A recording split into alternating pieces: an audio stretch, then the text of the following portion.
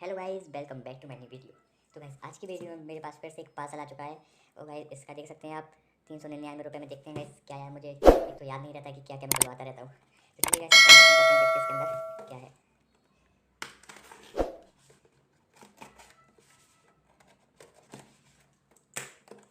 Guys एक pouch type का। ओह guys आप मुझे याद आ गया गाइस, मुझे याद आ गया गाइस मैंने ये डोरबेल मंगाई है गाइस, जो कि पूरी वायरलेस है जो। चलिए गाइस देखते हैं इसको खोल के। गाइस ये यहाँ पे लॉक है, इसको पहले खोल देते हैं।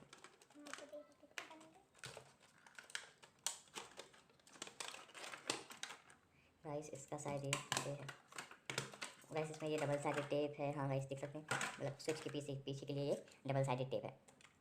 तो गाइस इसमें एक ये सेल निकला है छोटा सा, इसका क्या यूज़ होता है गाइस। तो गाइस आप देख सकते हैं यहाँ पे ये सेल लगेगा, मतलब इसके अंदर